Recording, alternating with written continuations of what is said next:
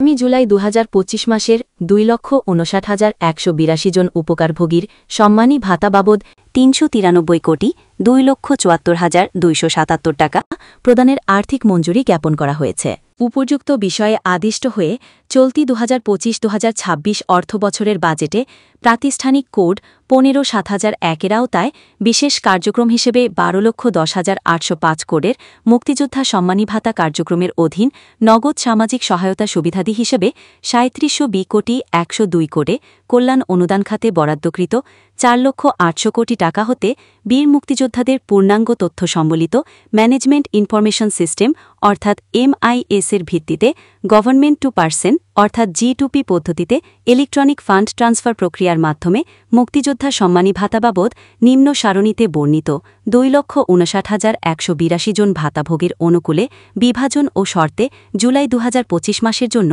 বীর মুক্তিযোদ্ধা সম্মানী ভাতা বাবদ সর্বমোট ৩৯৩ কোটি ২,৭৪,২৭৭ টাকা ছাড়ের আর্থিক মঞ্জুরি জ্ঞাপন করা হল। উক্ত টাকাগুলো ৫৫২টি উপজেলার ২,৫৯,১৮২ জন ভাতাভোগের অনুকূলে বরাদ্দ দেওয়া হয়েছে। ভাতার টাকাগুলো আগামী ৩১ তারিখের মধ্যে সবার ব্যাংক অ্যাকাউন্টে চলে যাবে। এই ভাতার টাকাগুলো শুধুমাত্র সম্মানী হিসেবে দেওয়া হয়। ভাতা প্রদানের শর্তাবলী: ক সম্মানী ভাতা ও উৎসব ভাতা পরিশোধে বণ্টনের ক্ষেত্রে বিদ্যমান নীতিমালা এবং বিধিবিধান ও নিয়মাবলী অনুসরণ করতে হবে। সম্মানী প্রদানে কোনো অনিয়ম হলে উক্ত MIS-এর তথ্য এন্ট্রি প্রদানকারী বা অনুমোদনকারী কর্তৃপক্ষ দায়ী থাকবেন।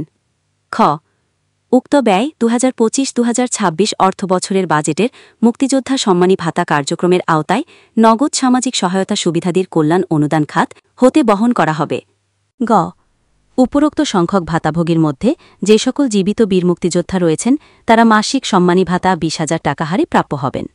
অন্যদিকে ভাতাভোগীর মধ্যে যে সকল মৃত বীর মুক্তিযোদ্ধা রয়েছেন তারা বীর মুক্তিযোদ্ধা সম্মানী ভাতা বিতরণ আদেশ ২০২০-এর অনুচ্ছেদ ৮-এর শর্ত অনুযায়ী মৃত মুক্তিযোদ্ধার জন্য বরাদ্দকৃত মাসিক ২০,০০০ টাকার আনুপাতিক অংশ প্রাপ্য হবেন। ঘ বীর মুক্তিযোদ্ধা সম্মানী ভাতা বিতরণ আদেশ ২০২০ অনুযায়ী এ সম্মানী ভাতা প্রদান হচ্ছে বাংলাদেশ মুক্তিযোদ্ধা কল্যাণ ট্রাস্টের আওতাধীন শহীদ, যোদ্ধাহত ও খেতাবপ্রাপ্ত বীর মুক্তিযোদ্ধাগণ এই বরাদ্দপত্রের আওতা প্রদত্ত ভাতা প্রাপ্য হবেন না। বীর মুক্তিযোদ্ধা সম্মানী বিতরণ আদেশ ২০২০-এর অনুচ্ছেদ ১০ অনুযায়ী ইলেকট্রনিক পদ্ধতিতে বীর মুক্তিযোদ্ধাদের সম্মানী ভাতা বিতরণের ক্ষমতা মন্ত্রণালয়ের রয়েছে। এ পদ্ধতিতে বীর মুক্তিযোদ্ধা বা সংশ্লিষ্ট ভাতাভোগীর অনুকূলে অর্থ প্রদান করা হলে সংশ্লিষ্ট মুক্তিযোদ্ধা ভাতাভোগীর অনুকূলে পদ্ধতিতে ভাতা সংশ্লিষ্ট জেলা প্রশাসক হয়ে উপজেলা নির্বাহী অফিসারের মাধ্যমে সংশ্লিষ্ট বীর মুক্তিযোদ্ধা বা তাদের উপকারভোগীদের অনুকূলে বর্ণিত মাসের সম্মানী ভাতা পুনরায় প্রেরণ করার প্রয়োজন হবে না।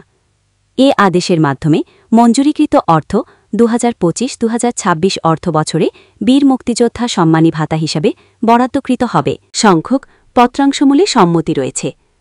এ ব্যয়ের ক্ষেত্রে মুক্তিযুদ্ধ বিষয়ক মন্ত্রণালয়ের উপসচিব আয়ন ব্যয় কর্মকর্তা হিসেবে বিলের মাধ্যমে G2P পদ্ধতিতে ইলেকট্রনিক ফান্ড ট্রান্সফার প্রক্রিয়ায় সারা দেশে জুলাই ২০২৫ মাসের ২,৫৯,১৮২ জন উপকারভোগীর অনুকূলে ভাতা বাবদ ৩৯৩ কোটি ২,৭৪,২৭৭ টাকা প্রদানের আর্থিক মঞ্জুরি জ্ঞাপন করা হয়েছে।